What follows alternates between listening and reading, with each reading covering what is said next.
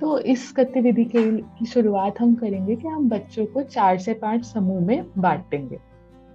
ठीक है, ये इम्पोर्टेंट है क्योंकि हम कक्षा 3 से 5 में फूड चेन की ही बात करते हैं, खाद्य श्रृंखला की ही बात करते हैं। हम फूड वेब का जो कॉन्सेप्ट है वो बाद में आता है। तो हम उनको छोटे छोटे समूह में बांट देंगे।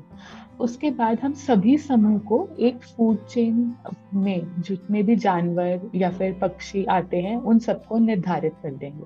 जैसे हमने 4 के एक समूह में एक बच्चे को बोला कि आप शेर बनोगे, दूसरे बच्चे को बोला आप हिरन बनोगे, तीसरे बच्चे को बोला आप लोमड़ी बनेंगे, और चौथे को बोला आप पेड़ पौधे बनेंगे।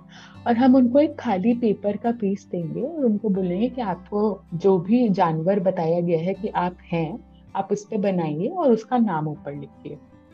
जैसे ही बच्चे ये प्रक्रिया खत्म कर लेंगे, हम बच्चों को बोलेंगे कि एक बुलेटिन बोर्ड पे, हर समूह को हमने एक बुलेटिन बोर्ड पे उनका एक जगह दे दी कि ये आपकी जगह है, और उनको सारे अपने चित्रों को वहां पे पिन से लगाना है, जो भी 4 या 5 चित्र बच्चों ने बनाए हैं।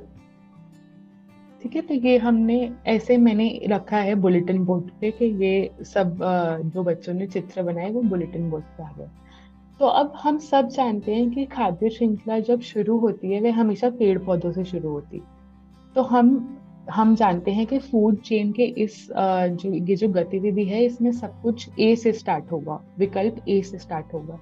अब मेरा आपसे और सभी शिक्षक अध्यापकों से ये रिक्वेस्ट है कि आप मुझे बताएं कि इसमें कौन सा जानवर किस चीज का कंजम्पशन करेगा, किस चीज को खाएगा, और उस हिसाब से फिर हम गतिविधि को समझने की कोशिश करेंगे।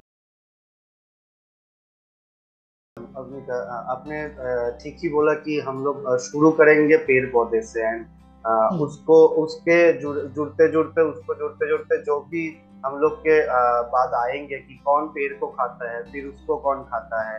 तो हम्म। ये आई थिंक एक चेन बनाने में हम लोग को हेल्प करेगा। जैसे आपने भी बोला कि हम लोग बोर्ड को भी यूज कर सकते हैं, यहाँ पे ब्लैक बोर्ड जो भी होगा। एंड अगर अगर अगर एक क्वेश्चन है अभी का, हाँ अगर जी।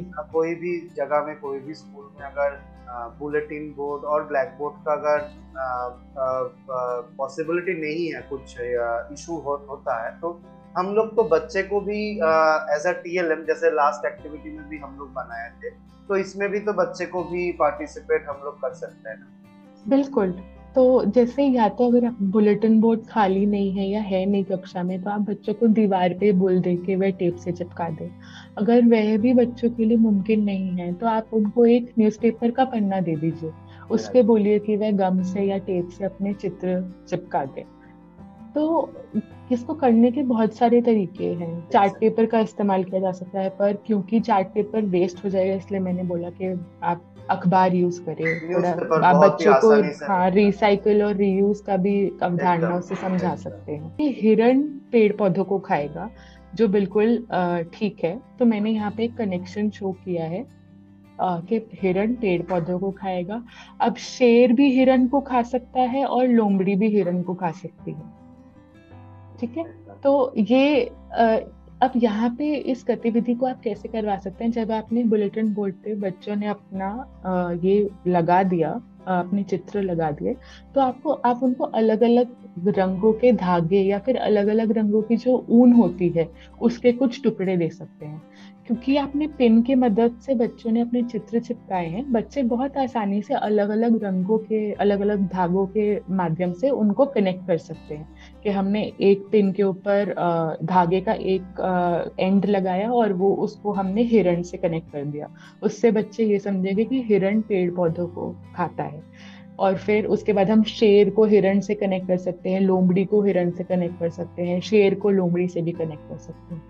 तो ये इस गतिविधि को हम खाद्य श्रृंखला के साथ तो इस्तेमाल कर ही सकते हैं, इसके साथ साथ हम बच्चों में अगर सिर्फ उससे पहले होने वाली जो अवधारणाएं हम बच्चों को समझाते हैं कि कौन सा जानवर किसको खाता है, कौन सा जानवर शाकाहारी है, कौन सा जानवर मांसाहारी है, उस चीज की समझ बनाने के लिए भी ये गतिविधि हम यूज कर सकते हैं और खाद्य श्रृंखला के लिए भी यूज कर सकते हैं।